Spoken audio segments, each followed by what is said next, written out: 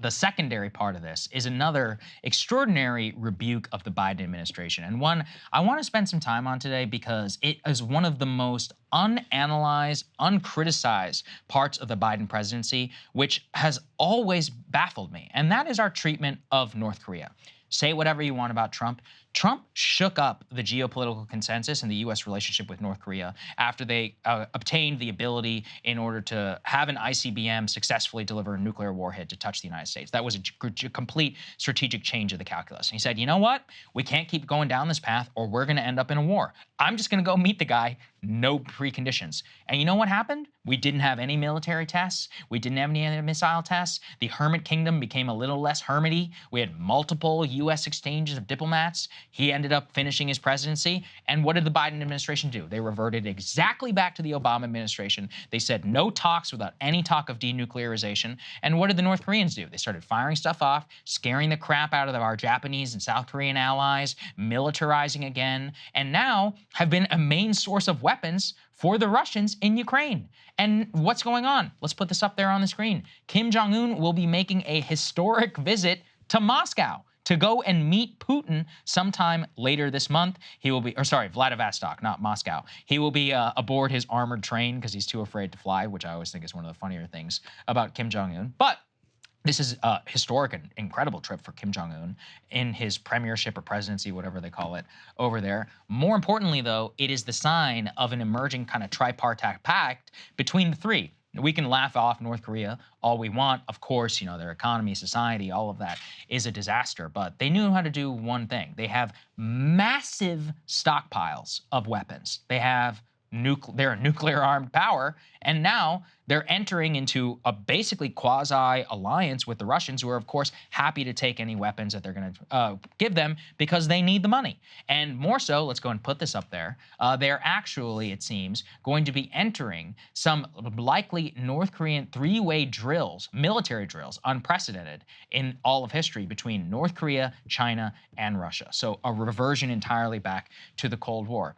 Krystal, you know, let's say, you know, you're a big Ukraine stan who was out there. You should be furious because if the Biden administration had kept up diplomatic engagement with Pyongyang, we may not be in this situation. We may have some diplomacy. We may have an avenue to be like, hey, don't sell weapons over to the Russians. We'll help you guys out. What do you guys want? Or maybe we can do this. We can ease this sanction here. We can change things up here. So even if you do care about Ukraine, you should be angry about this. But this gives you a good view into when we revert to the old style talking points, we're just not going to engage or any of that. It's a disaster. And this is what's happening here. Again, laugh off North Korea all you want. They've got an ICBM. They can wipe out Los Angeles. They can wipe out the island of Hawaii if they want to. Yes, many people in their country are starving. They have decided to dedicate their entire society to get it. And the Kim regime is not going anywhere anytime soon. So it is obvious we have to treat this with seriousness. And instead, everybody laughs it off. This is still a major, major diplomatic event that's happening. And of course, you know, Washington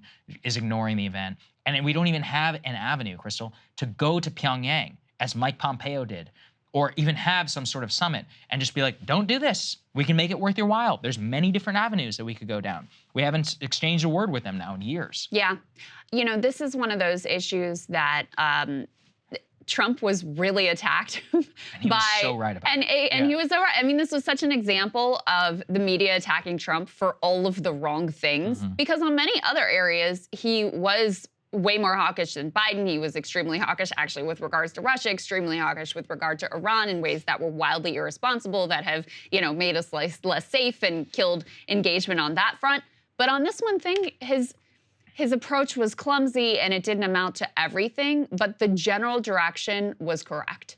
The general instinct of, hey, you know what we've been trying to do here hasn't worked. And Biden has just gone back to that old way of thinking with regard to North Korea specifically that for years and years and years has not worked. And so, you know, surprise, surprise, when you get the same results that we got with this hawkish, we're not going to talk to you, you know, all these preconditions approach that we had for so long.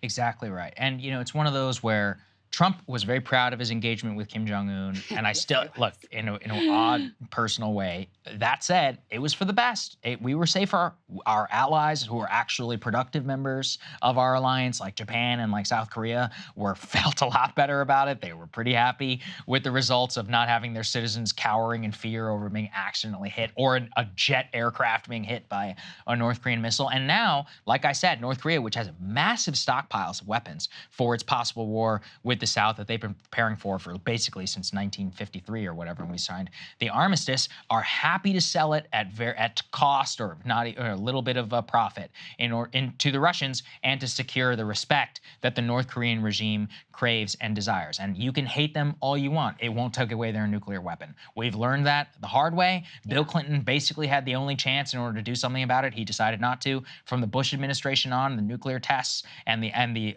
eventual attainment of the weapon, it is what it is. You know, when countries get a bomb, they get treated differently. And it's one of those where people just want to wish it away differently. But you know, having a tripartite nuclear alliance, specifically around Russia, and watching now as Chinese banks are stepping in to basically provide all the banking services that Russia used to get from the West, we're just bifurcating in a way that is not achieving the end result and is very likely making us all much less safe as a result of this policy. I think that is all accurate. Hey guys, if you like that video, go to breakingpoints.com, become a premium subscriber, and help us build the best independent media organization on the planet. That's right. We're subscriber funded. We're building something new. We want to replace these failing mainstream media organizations. So again, to subscribe, it's breakingpoints.com.